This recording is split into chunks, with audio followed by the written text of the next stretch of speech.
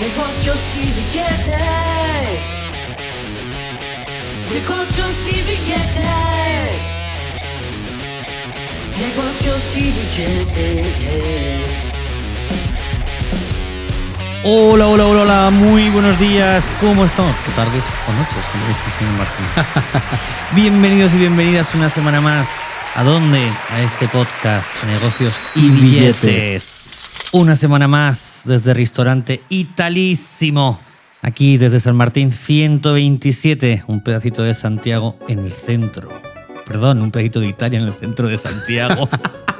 Es lo mismo. Es lo mismo. ¡Mamma mía!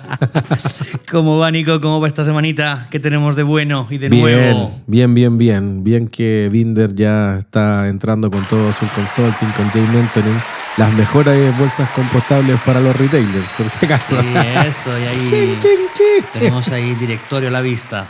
Así es. Y que además de nuestros 3 posibles auspiciadores, luego de tanto tiempo, de tanto dinero, sudor, lágrimas, tanto tener que comprarle cosas a los muchachos, aquí salen caros los productores. Alguna botella de pisco, alguna botella de whisky. Claro, ¿no? Y aquí Mucho gasto. agoteo aquí en Italísimo, mira, imagínate cuando llega la cuenta después. A fin de mes hay que hacer teletón para pagar. No descuentan ni IVA, no dan ni factura. Tampoco la hemos pedido. Sí, así que es como dice mi señora, nuestra terapia semanal aquí en un capítulo más. Así que por esa razón sean muy bienvenidos esta semana, que además tenemos un invitado súper importante, un tremendo del mundo de M&A, de Merger and Acquisitions o fusiones y adquisición en español. Para que no nos reten después Just for You o Gaby Corner. Claro.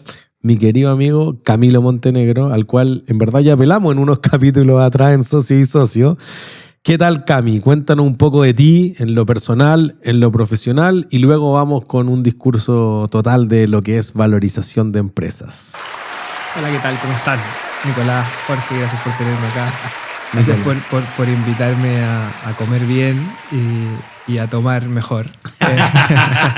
Este es un hombre de finanzas, sabe. Luego juguemos ese póker. Lamento defraudarlo y no tomar tanto como el productor, pero voy a hacer mi mejor esfuerzo Lulali, hoy. deja de pedir cosas. Ciérrele la cuenta. Bueno, si quieres me hago una breve presentación de qué hago hoy. Como tú dijiste, somos amigos desde hace un montón de años, desde que yo era tu ayudante. Qué bueno tiempo. No sé si se permite contar de ese tipo de cosas. No, después censura. Cuenta. Pelambre. Del tipo de actividades a las que concurríamos, aparte de corregir pruebas. Alerta de pelambre, saca una de la manga. No. Por esa mirada no una de las suavecitas.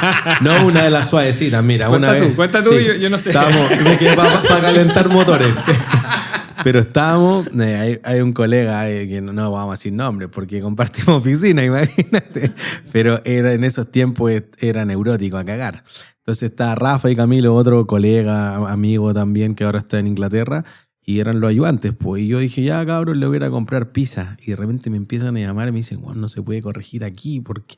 ¿Qué pasó? No, llegó un weón neurótico gritando, golpeando la pizarra, está quedando la embarrada. Nos vamos, no aguanto más.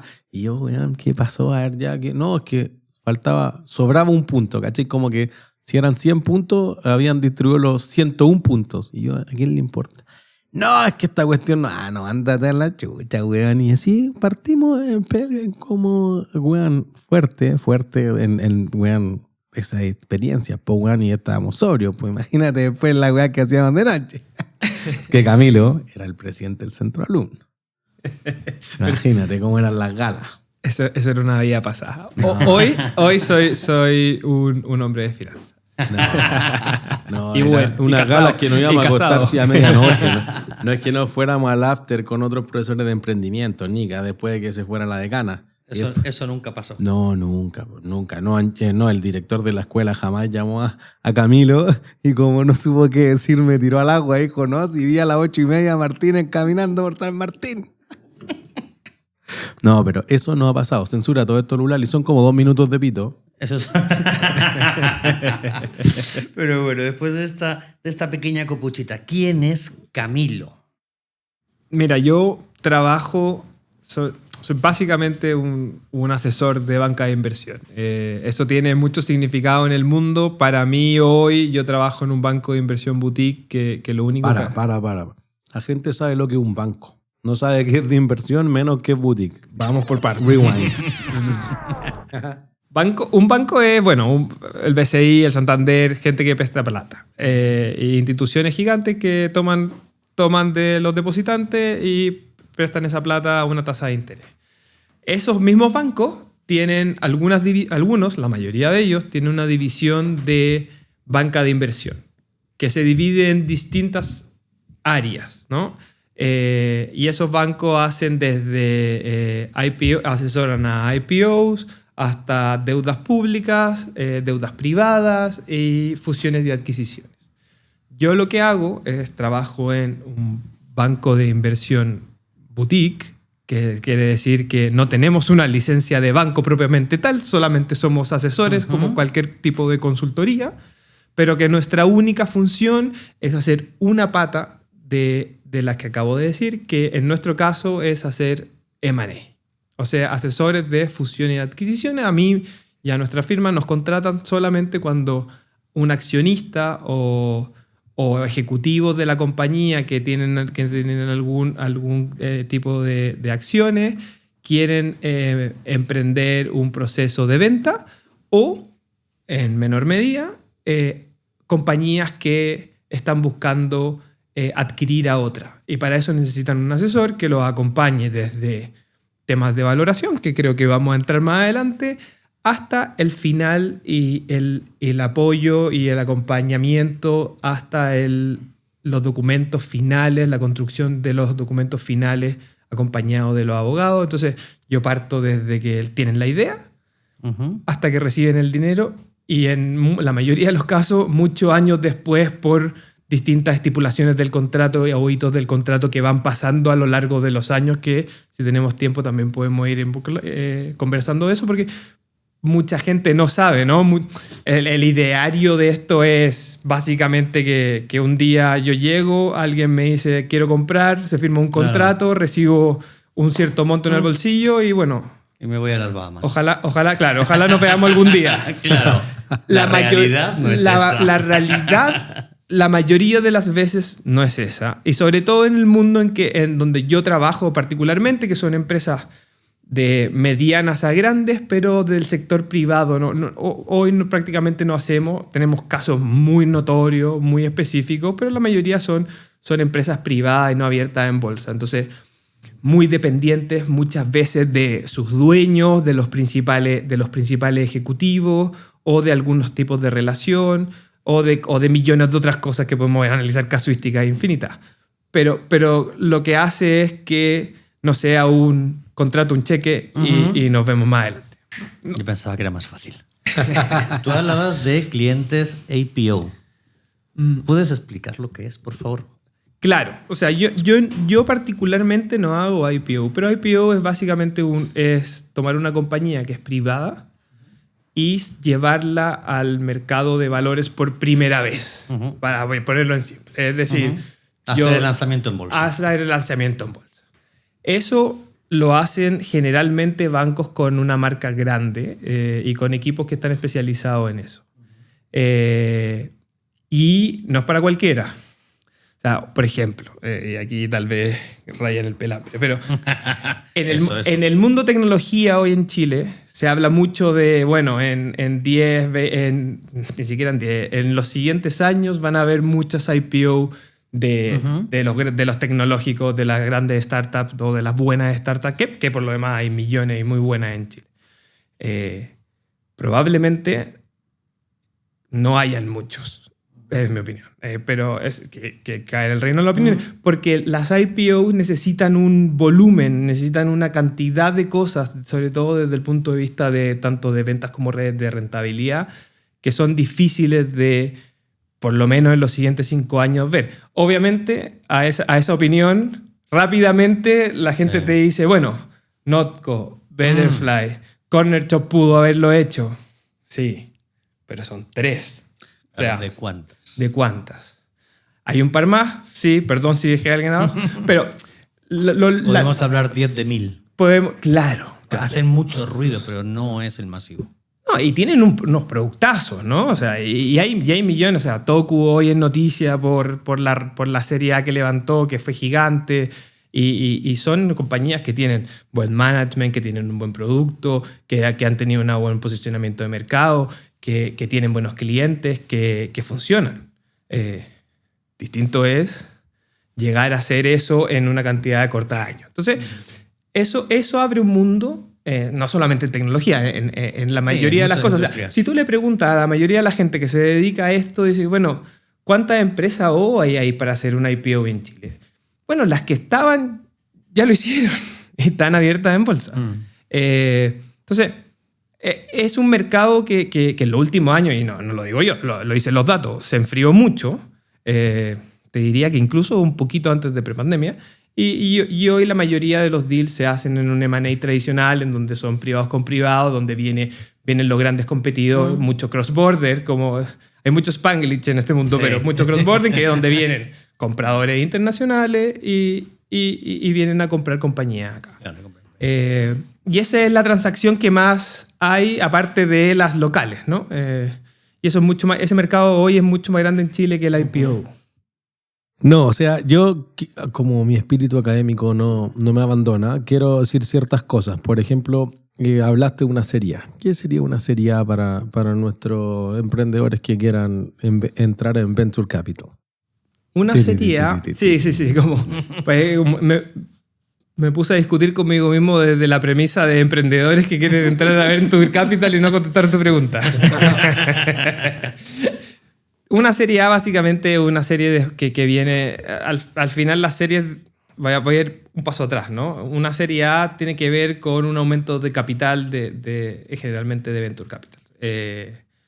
Lo que pasa es que una startup llega y generalmente se fondea fondos propios del emprendedor, family and friends, y ese es como el... And fools.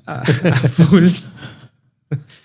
Inversionista ángeles, y ahí parten las series de seed, y eso tiene una correlación de tamaño y monto, y ahí va avanzando correlativamente. Serie A, B, C, D. Entonces, una serie A ella es un punto en donde ya es una empresa que tiene un alto crecimiento, mucho crecimiento, pero que todavía que no había fondeado originalmente con Venture Capital de mayor tamaño, sino de series más pequeñas en monto y en etapas de crecimiento de la misma compañía.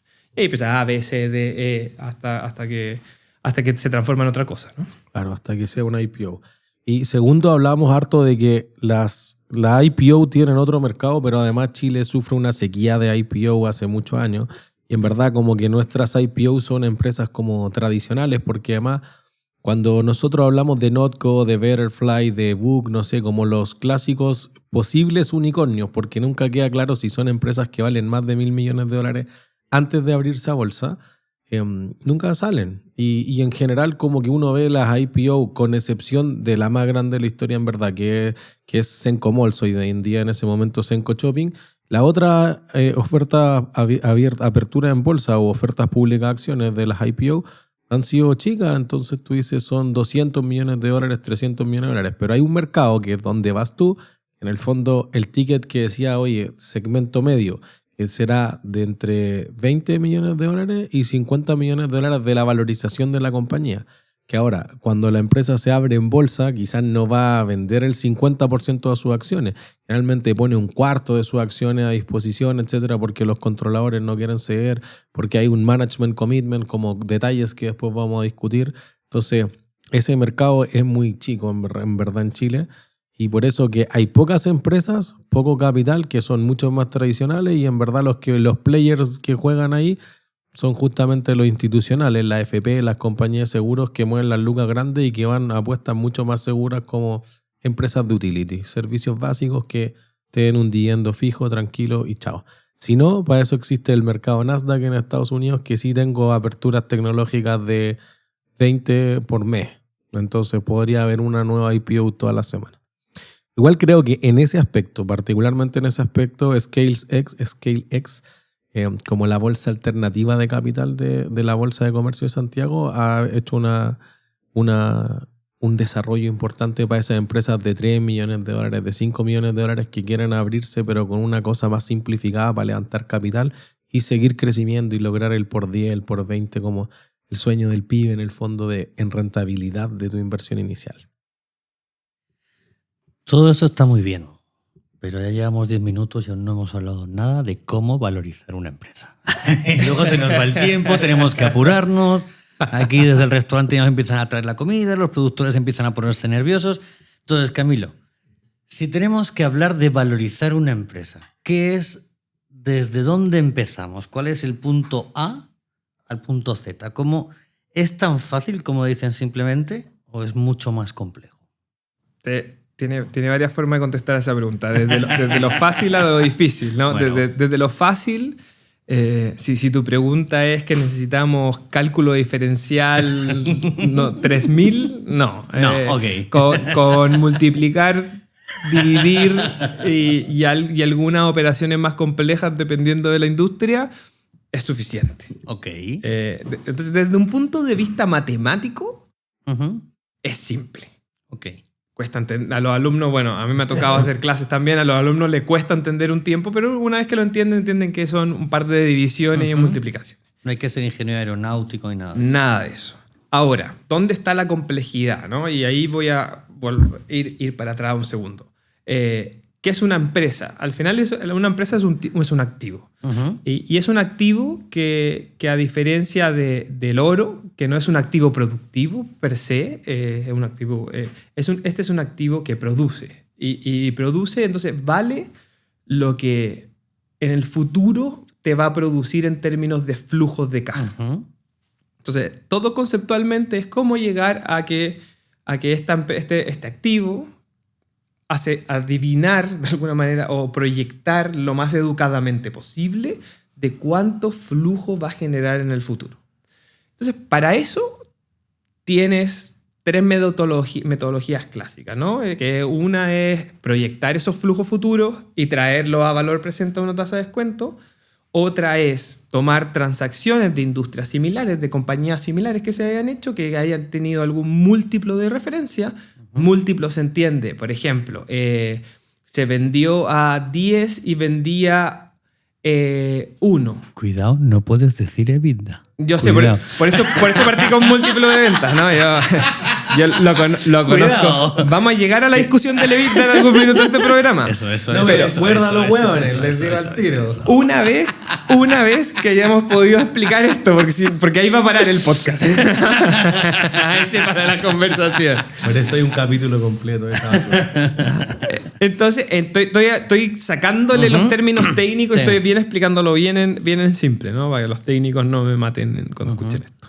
Pero básicamente te vendiste algo a 10, valor empresa, y vendías 1, entonces lo vendiste a 10 veces ventas, por decirlo así. Y después tú agarras los comparables abiertos en bolsa, que ya hemos discutido de eso, y uno puede ver a cuánto se tradean en el tiempo y ahora y sacar algún comparable. Y ese es como el marco teórico en donde la mayoría de los informes de valoración que uno ve en reportes incluso de Fairness Opinion o de grandes bancos, básicamente ocupan esos 3 modelos en distintas variaciones, ¿no? Y no voy a entrar en detalle ahí porque básicamente conceptualmente es lo mismo. Y eso es desde la teoría. Suena fácil, ¿no? Entonces, ¿dónde está... ¿Por qué la gente te paga por eso? Si en verdad... Porque ahí es donde empieza la práctica de entender los negocios.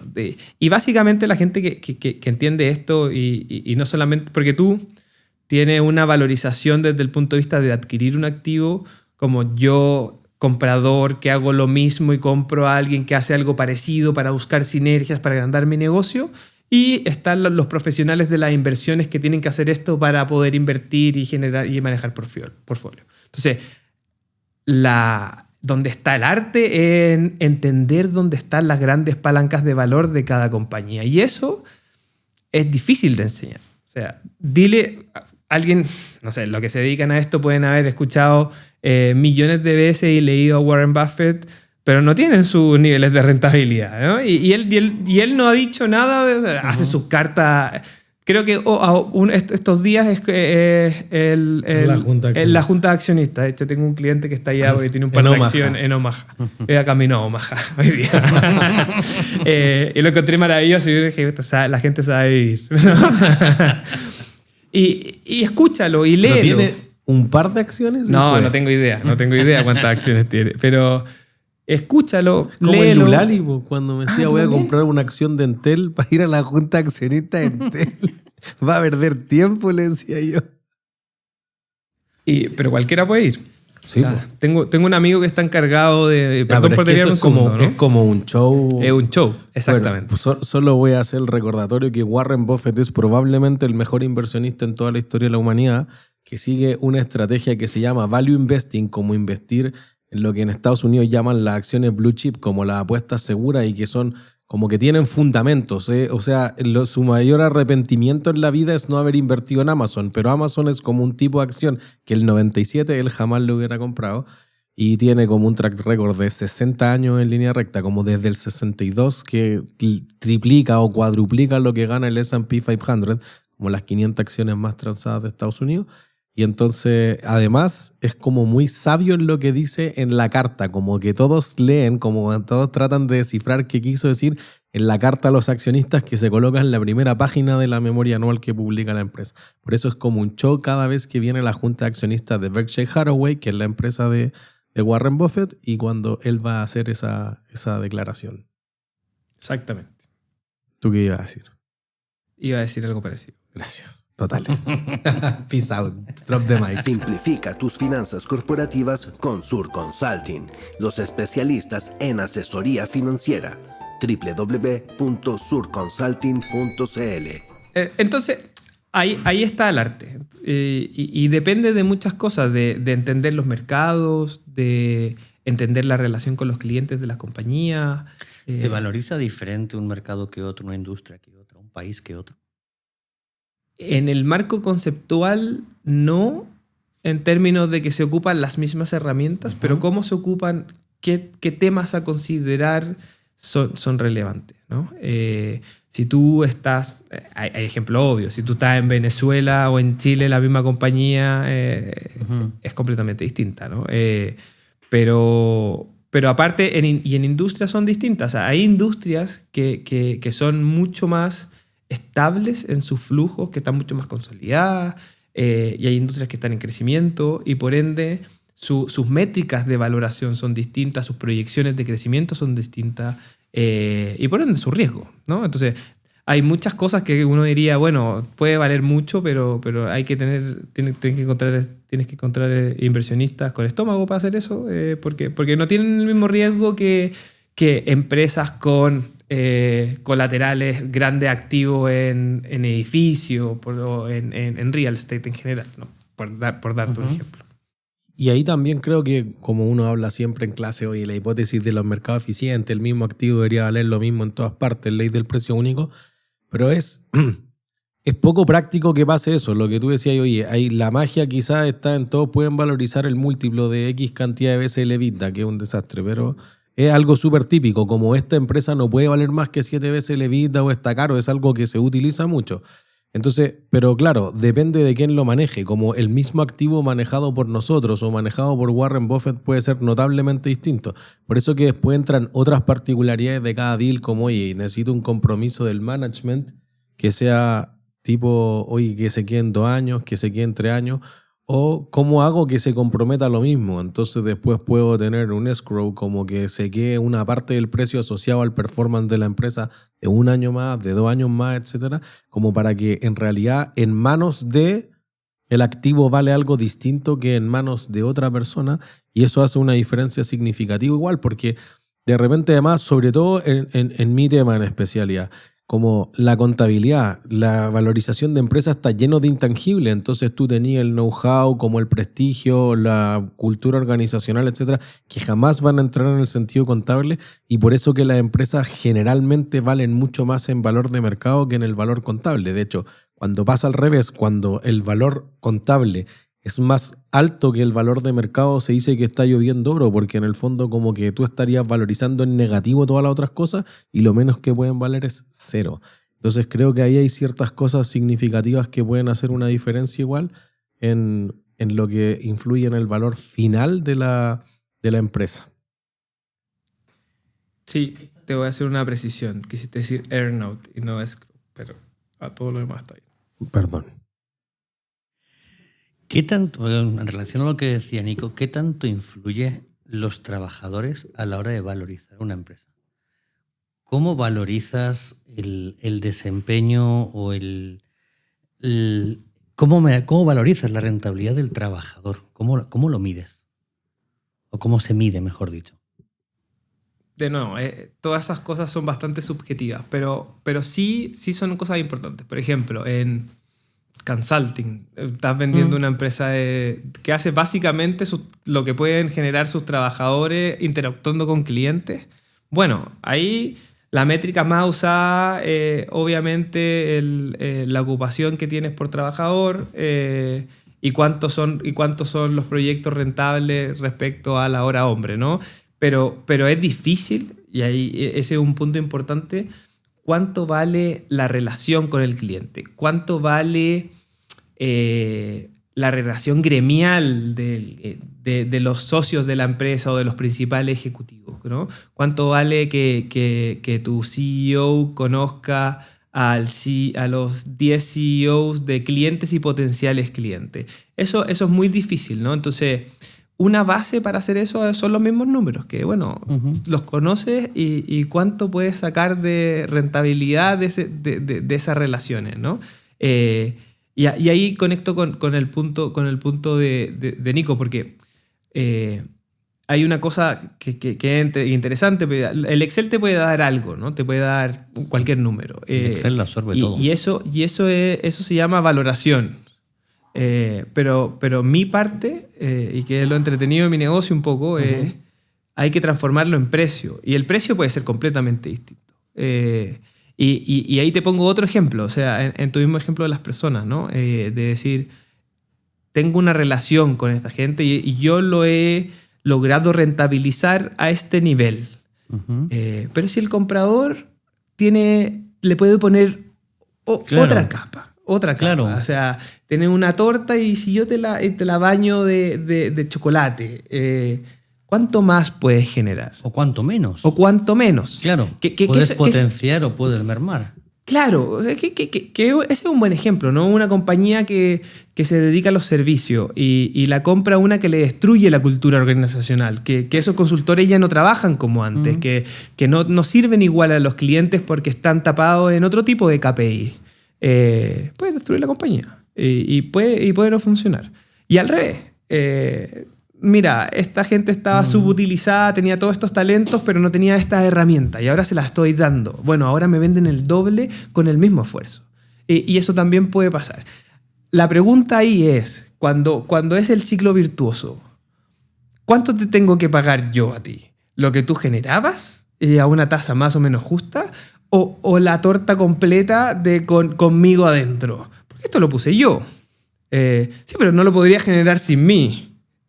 Y esa es una discusión en donde el precio no está claro. Y es súper difícil de determinarlo porque los puristas dirían, bueno, yo te pago lo que tú generas standalone porque, bueno, eso es lo que tú vales. Claro, tú vales lo que haces. Tú vales lo que haces, no lo que harás. Porque lo que harás es porque yo estoy dentro. Sí, pero si es que tú no me compras, ¿lo puedes hacer solo? ¿Hay algún espacio en donde podamos dividir? Y ahí entran un montón de mecanismos entre ellos, o sea, desde el más básico, que es, bueno, págame algo entre medio, y llegar a un acuerdo, ok, tú me dices que vas a hacer esto. Pongamos earnouts. Entonces digamos, mira, yo te pago esto, pero si tú llegas a hacer esto conmigo adentro en 2 años más, yo te doy otro monto.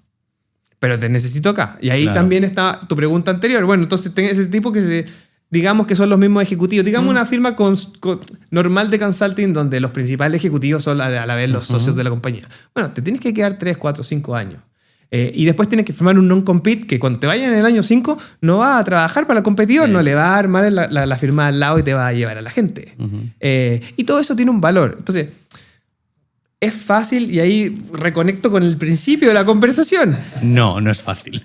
Es fácil. Yo he estado meses en en discusiones en donde, claro, y está ese acápite, ¿no? de precio. Pero después está el otro mundo del contrato y de las condiciones. Y que de ahí hay un montón de otras cosas en que te demoras meses en negociar un contrato, incluso después de haber encontrado el precio, porque eso es la parte que nadie te dice. Tú dices, bueno, ok, los clientes llegan y dicen, bueno, hemos hecho todo un trabajo contigo, te hemos entregado un montón de información, hemos salido a todas partes, hemos hablado con un montón de gente, firmamos un montón de NDAs, que son acuerdos de confidencialidad, para que toda la información que yo le estoy dando al otro, he contestado un montón de preguntas, recibí ofertas, después negocié, me quedé con uno que me gustó el precio, ¿no? No, te queda un montón. No te rindas. Estás empezando. Pues si llevamos 4 meses, te queda un montón. Y después va y hay un proceso que se llama de due diligence, que en el fondo tú le dijiste un montón de cosas y después tú tienes que comprobar, esa gente tiene que contratar gente, contadores, abogados, para comprobar que es verdad. De que lo que le dijiste es verdad. Entonces empieza un proceso tortuoso en donde te mandan unos, nosotros le decimos, requerimientos de formación con millones de cosas. Tú las pasas y dices, bueno, y los clientes dicen, lo hice, ahí está, me demoré, no sé, un mes, me apretaste, todo está. Y a la semana siguiente dices, llega otro igual. ¿Cuándo se acaba esto? Y eso pasa. Y son tortuosos, porque es un poco lo que te acabo de decir. Hay demasiadas aristas. Y es un ejemplo ese. Yo sufrí una fusión. Tengo que reconocer que los deloitianos, el que entienda, entendió, es algo que nadie quiere tener cerca en estos momentos. ¡Uy, qué tortuoso, de verdad! Cuando te aparecen 6 tipos que hablan 6 idiomas distintos y entre ellos mismos no se ponen de acuerdo porque son de áreas distintas. Y es lo que dices tú, no puedes ser otra vez con estos. Sí, es un camino largo. Es un camino largo. Es un camino largo. Yo te hago el disclaimer de que trabajé 2 años en Deloitte. Ah, okay. Yo no lo dije, lo dijiste tú. Pero no en ese equipo, okay. al cual le tengo harto cariño por lo demás, porque eran los que se sentaban atrás. Sí. ¿No? Entonces, en mi época de formación me ayudó mucho porque eran exactamente como mis futuras contrapartes, ¿no? Y estaban ahí. Sí, pero son bien estructurados. Además que es una industria, por así llamarla, bien estructurada, bien tiene todos unos pasos muy rigurosos que tienes que seguir sí o sí. O sea, no puedes saltarte al paso 3 sin hacer el paso 2, por mucho que te parezca muy innecesario. Claro, y eso es lo que pasa, porque hay cosas que yo entiendo de muchos clientes que son gente que desarrolló su negocio, gente muy inteligente, muy preparada, y te dicen, pero esto es una ridiculez. Y yo te digo, bueno, hay ciertos puntos en donde uno le puede decir, oye, te estás pasando, aquí no. Pero hay cosas que parecen ridículas y bueno, hay que hacerlas porque es parte del proceso. Y cuando no las hacen, le han metido unos golazos. Sí. Y esos procesos también vienen de malas prácticas anteriores, de donde se han comido cosas que no han revisado y han pagado precios que no debieron haber pagado. Entonces, es un mix en donde hay... Pero se pueden decir, es un mix en donde es una industria donde hay que cubrirse harto el culo, ¿sí? Pero también hay harto desierto en eso. Entonces, ¿dónde está el punto medio? Bueno, nosotros ayudamos a nuestros clientes a navegar ese punto y un poco manejar ambos, ¿no? Uh-huh. La misma frustración del cliente es, claro, y dice, no, tenemos que dar un poco más, y el otro, oye, córtala, ya estamos. Y es un mix entretenido. Buenísimo. Hay veces que uno piensa que la valorización de empresa hay que hacerla cuando llegue cierto momento, pero de repente uno dice, oye, ¿en qué momento va a ser eso? Como el cuándo puede ser una cosa bien significativa, porque a pesar de que esto parece etéreo y es súper intangible y yo creo en mi empresa y estoy enamorado y esto tiene un valor sentimental, evidentemente es como que tú tuvieras una casa o un auto y que tú no sepas cuánto vale, y si tengo que ocuparlo como garantía de un préstamo o tengo que rehipotecarlo, cuánto me va a dar. Entonces eso hace la diferencia significativa. Entonces, en finanzas en general siempre hay una decisión que tomar: cerrar o seguir operando. Si tú no sabes cuánto vale el activo, no sabes en qué momento, lo más rentable es cerrar. Y eso puede ser una decisión súper importante, porque seguir operando es tonto, porque voy a ganar menos plata, porque si yo vendiera dejo de sufrir y podría obtener mismos ingresos pasivamente quizás. Entonces, ¿Cuándo crees tú, Camilo, que es el momento de valorizar la empresa y en qué momento vienen a conversar con un banco de inversión boutique, como te golpean la puerta y te dicen, oye, esto es el momento como de necesito un asesor, como en el banco de inversión que trabajas tú? Potencia tu éxito con J Mentoring. Transforma tu visión en realidad y descubre más en @jmentoring. Sí, mira, valorizar es distinto. Valorizar puede tener, como tú dijiste, distintas funciones y eso lo pueden hacer cuando quieran y nosotros lo podemos hacer si es que hay como una transacción en la mira, pero si no hay otros proveedores que lo pueden hacer y lo hacen suficientemente bien. Vender es distinto, ¿no? Vender es una cosa en donde tú tienes que sentir... A ver, la mayoría de las empresas donde me toca ver son gente que está todavía, o su familia la construyó o que la construyeron ellos, y hay un trabajo de toda una vida, ¿no? Entonces, si tú tienes un negocio que le va bien y que quieres seguir haciéndolo, no lo vendas. No, ese es como mi primer consejo. O sea, pensar que vender por vender, eso no tiene mucho sentido, ¿no? O vender porque creo que el mercado está bueno, pero me encanta lo que hago, siga haciéndolo. Después, obviamente, es mejor vender cuando el mercado está bueno y cuando está yendo bien, cuando estás creciendo. Entonces, yo te diría como dos cosas. Una, si tú crees que estás creciendo, pero que vas a encontrar en el camino, en el mediano plazo, problemas en donde el siguiente paso es meterte con gente mucho más grande que tú, en el sentido de grandes corporaciones, y no vas a tener el capital para hacerlo, el momento es un poco antes, ¿no? El momento es cuando tú veas ese desafío y digas, mira, tal vez esto vale más en manos de otros. Obviamente también están las sucesiones. A mí me toca ver un montón de gente que, bueno, el papá se muere, que lo había fundado el abuelo, y después entre los primos, los hermanos, hay demasiada gente y mejor... Tenemos un capítulo de eso. Entregamos esto. Si quieres le hago un paréntesis. Yo atendía a... O sea, eran unos hermanos en otro país, ¿no?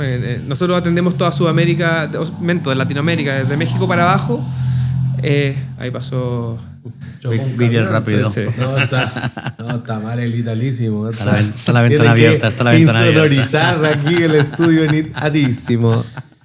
Y estos hermanos, nosotros, como les decía, atendemos desde México para abajo, esto no es Chile, heredaron una empresa en donde ambos trabajaban. Uno era el gerente general y otro el comercial, que era la top del país en lo que hacían. Una empresa bastante grande, de buen tamaño, y generaba mucha plata con un reconocimiento totalmente nacional. Eran los líderes en el mercado nacional y se llevaban tan mal que no podían manejarla, y la intentaron vender y no pudieron venderla porque no se pudieron poner de acuerdo en el precio y de quién se quedaba y quién se iba. ¿Y por qué no te vas tú, que tienes el 50, si yo me la quedo? No, ¿sabes qué? No la voy a vender. No, después me va a quedar yo, vende tú. Y ya, entonces, ya, quedamos en eso. Ya, pero a este precio. No, pero es que nos ofrecieron 10% menos, que era un buen precio. No, entonces no. Y hoy esa... Una pataleta la cuestión. Te voy a inventar números. Eso fue hace 5 años. Hacía 10, por decir, da lo mismo, hacía 10. Hoy hace... Este capítulo 5. Va a salir el 2029, no te preocupes. Hace 5. Y es una destrucción de valor de que no son capaces de ponerse de acuerdo. Bueno, ahí es mejor vender, intentar sacar las cosas, poner las cosas de lado e intentar vender. O sea, hay millones de escenarios. Lo que yo no recomiendo es cuando te empieza a ir mal. Pero en tu experiencia eso es como crónica de una muerte anunciada. Entonces ese es como un red flag para vender, porque quizás no está en su pic de valor, pero su valor va a ir en descenso solamente, como que eso no se va a reconciliar, va a ir hacia abajo. Claro, pero anda a decirle eso tú a ellos. No, por eso. Pero a los que estén escuchando que le esté pasando eso con el socio, que ya se empiezan a llevar mal, en especial si es una empresa familiar, venda. Corte por lo sano. Vende lo antes posible. Llame a Camilo en Censura de Estos Rurales. Y más que decirte cuándo vender, te contesto cuándo no vender de nuevo. Mucha gente nos contacta o nosotros los contactamos, generamos relaciones y dicen, no, pero es que voy increíble, voy creciendo al 100, al 120. Yo digo, estás creciendo al 120, va a empezar a ser más rentable. No, venda. Hoy no es. Pero cuando empiezas a cada año, iba creciendo al 120 anual, ahora voy creciendo al 70 anual, hoy voy creciendo al 40 anual. No esperé a llamarme cuando estés decreciendo y bajando en EBITDA o rentabilidad. ¿No? No vendas cuando la cosa va mal. O sea, si tú tuviste Suele ser lo típico, que la gente quiere vender cuando van cayendo al abismo. Y pasa seguido. Nosotros tenemos una práctica de tecnología que ha sido súper amplia y que es un montón de tecnología. Y claro, muchas veces dicen, bueno, voy bien. Y ya cuando vas mal te empiezan como a volver a preguntar. Y tú dices, me debiste haber llamado un año antes si tenías mi teléfono, claro. Si tenías el contacto. O sea, como, ¿por qué no saben? ¿Por qué no lo conversamos? ¿Por qué no lo viste? ¿Por qué esperaste? Y después es difícil. Después esos activos son más difíciles. ¿Es imposible? No. ¿Hemos hecho ese tipo de transacciones? Sí. ¿Hubiera sido mejor que lo hubiéramos hecho hace 2 años? Sí. Y es súper... Pero somos humanos. Sí. Yo siempre pongo el ejemplo de bueno, tú le dirías al mejor oncólogo de Santiago que te lleve la contabilidad. No, porque no vas a ver, ¿no? Entonces también cada uno tiene talentos que no son replicables, ¿no? Por otro. ¿Te llamo Bernie? Amigo de nosotros. No, la vendió por fuera. Tenemos ahí un capítulo con Bernie. El viernes estuve con él. Bueno, quizás la pregunta que a los oyentes más les interesa es ¿por qué? ¿Por qué valorizar la empresa eventualmente para venderla? Es obvio, nadie saldría a una negociación, digamos, a ciegas. Entonces, yo regularmente en clases digo, mira, cuando las empresas venden una filial o una línea de negocio o una región geográfica hay una razón. Y hay una razón que se puede valorizar en la contabilidad y en las finanzas porque hay 2 cosas. Primero, cuando hablan, oye, lo vamos a valorizar y voy a llegar a un fairness opinion, un fair value o lo que queramos que es justo, nadie te va a vender al precio justo porque eso no va a generar nada. Ahora, para incentivar a que tú vendas y sobre todo tomes el control, es decir, tengas más del 50% de las acciones de esa empresa, generalmente se paga lo que uno llama un premio por control. Y ese extra que tú pagas versus el valor económico o el valor razonable del patrimonio de la empresa que estás comprando, se puede contabilizar perfectamente, se llama goodwill. Y eventualmente si pasa lo contrario, cuando va para abajo, entonces adivinen, se llama badwill. Entonces, y eso eventualmente se puede incorporar en la contabilidad, que además es mucho más conservadora, porque si no lo hemos dicho suficientemente en otros capítulos, la contabilidad mira hacia atrás, es histórica, es hacia el pasado y las finanzas miran hacia adelante. Entonces, generalmente cuando hay una operación descontinuada, y eso hay una norma específica para eso, la IFRS 5, es porque tú dices, mira, yo me voy a deshacer de una filial por 2 razones. O la empresa pierde mucha plata y está llena de pérdida, entonces ya tengo que como cortar esa parte gangrenada de la empresa. Y la Polar en el 2014, horrible, y en el 2016 con su operación en Colombia lo saben porque era un desastre de operación. O la otra razón para vender es la que decía Camilo, oye, que esté ganando mucha plata, el precio es muy bueno y en este momento te va a significar una ganancia significativa. Como por ejemplo cuando Cristalería Chile vendió Megavisión, hoy en día Mega, en el año 2012. Entonces, Camilo, tú en el por qué, ¿qué le diría a nuestro oyente? El por qué valorizar y eventualmente pensar, como antes de llegar a llamar a una empresa como en la que trabajas tú, ¿por qué deberían valorizar y pensar en una transacción de ese orden? O sea, si es que la razón es que pierdes, no lo sé. Depende. No lo hagas. No lo hagas. Si es que tiene otra... Sí, las razones son demasiado personales como para yo darte una respuesta. Así. Lo importante es estar atento, o sea, adelantarte, ¿no? Y te lo pongo al revés. Agarro un poco lo que tú me dijiste, como de las finanzas son para adelante y la contabilidad para atrás. Otra cosa importante, tener un buen asesor contable, ¿no? Porque las valorizaciones llegan hasta su valor empresa. ¿Como quién? Como Sur Consult. Como Sur Consult. Ching, ching, ching.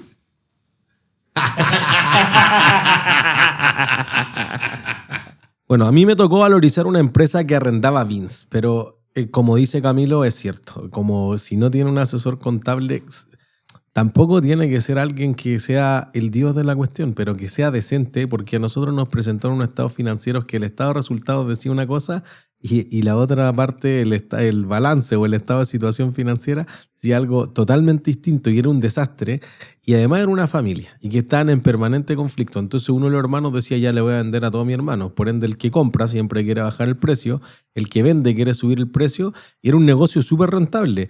Y en realidad la valorización probablemente llegó ya en un momento en que estaban muy peleados en un negocio que potencialmente era muy, muy bueno. Entonces uno dice, mira, la razón del por qué valorizarlo ya era mala. Pero lo más complejo era valorizarlo realmente, porque uno dice, ¿ustedes saben lo que es un bean? ¿Ulali, sabéis lo que es un bean? No, el Hernaldo no sabe. Sí, un bean de fruta. Por favor, cuéntanos qué es un bean. El recipiente donde se toma la fruta desde la planta, desde los campos hasta las bodegas. Claro, como una caja de muy plástico, grande, pero gigante, como que uno la ve en el supermercado. Sí. Ya. Entonces yo decía, ¿por qué alguien arrendaría un bean? Qué cosa más rara. Bueno, después tú entendís que las empresas en verdad cosechan en 3 meses, entonces un cacho guardarlos, que te los roben, repararlos, tener una bodega para eso, y le sacaban una rentabilidad brutal, 50% al año. Entonces la empresa de beans decía, ya, yo estos 3 meses le arriendo a los cítricos, después le arriendo a las paltas, después le arriendo a no sé qué cuestión y la terminaba arrendando. Hablando de beans, ahora me estaba hablando un amigo que tiene unas viñas. Mal negocio el de las viñas. Bueno, es abogado, y aparte lo tiene como hobby. yo por estatus. Yo tuve un cliente que decía, solamente los primeros 100 años de las viñas son complicados. El resto es una pasada.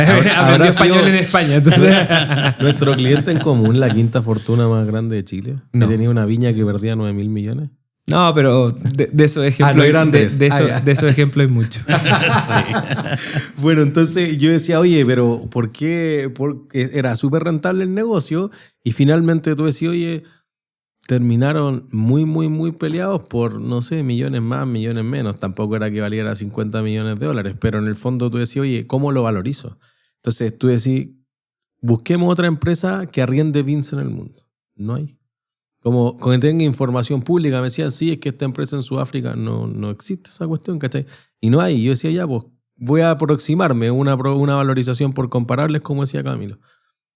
Ya, pues, ¿cómo me aproximo a una empresa que arriende beans? Fue muy difícil, fue un lindo desafío ahí con Hans, estuvimos sufriendo. Y yo decía, ya, pero empresas agrícolas, ¿pero de maquinaria agrícola o de agrícolas? Porque siguen más o menos el mismo ciclo económico. Ya, renta cara, porque en Brasil hay un cerro de renta cara abierto en bolsa. Entonces decía, oye, como está como en el barrio. Pero ya fíjense que hay que ponerle como creatividad. Hay que fumar de la buena para empezar a entrar ahí, como es demasiado artístico. Pensar fuera del bin. Me parece bien. Entonces, como uno dice, oye, hay alguna cuestión que se puede salir siempre de lo complejo y claro, y ahí creo que está el arte que uno le imprime en la valorización, que eventualmente siempre, como decíamos, hay una opción que es retirarse, que es hacer otra cosa, etc. Entonces, como es importante que uno tenga esas valorizaciones dentro de la operación cotidiana para saber con qué cartas cuento, con qué estoy jugando, si voy a hablar con los bancos, qué financiamiento voy a levantar. Esta estrategia está funcionando ahora, pero también tener una previsión como un plan de negocio, oye, es súper rentable ahora, pero cuando te superen la inteligencia artificial o lo que venga, ¿te va a seguir siendo así de rentable?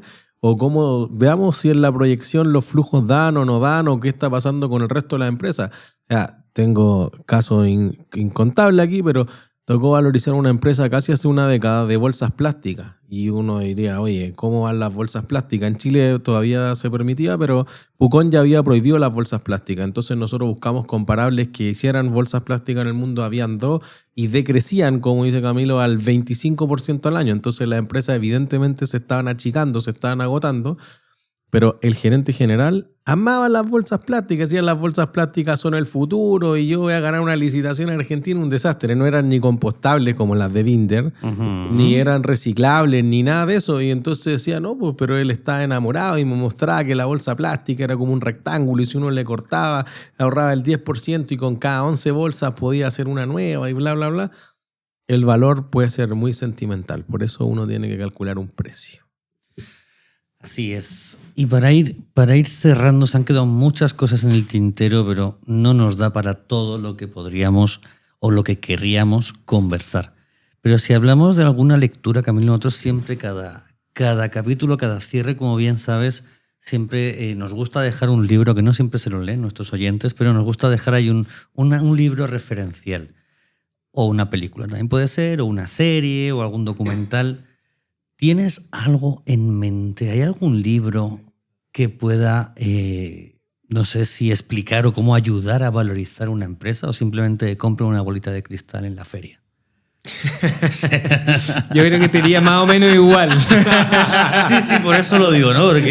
Porque me ha quedado muy claro que esto hay cosas que sí sé que puedes intuir o instruirte un poco con libros, con algún documental, pero me queda claro que el tema de valorizar una empresa no puedes hacerlo de teoría. Hay muchas líneas que necesitas salir un poco de la teoría. No, pero la teoría es súper importante, ¿no? Es la base. Y bueno, si quieres leer, creo que la pregunta va más para el académico que para mí. Pero va en la línea de lo que tú contestas. Y yo recomendaría Dark Side of Valuation como cosas muy complejas de valorizar. Bancos, empresas llenas de intangibles que no tienen nada, que te agarráis del aire.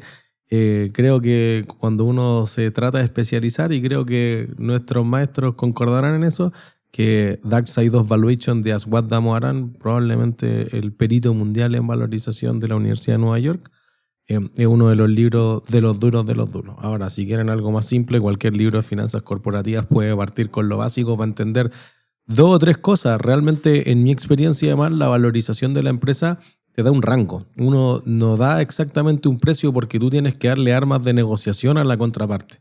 A menos que tú lleves el deal a término, que es el caso de Camilo.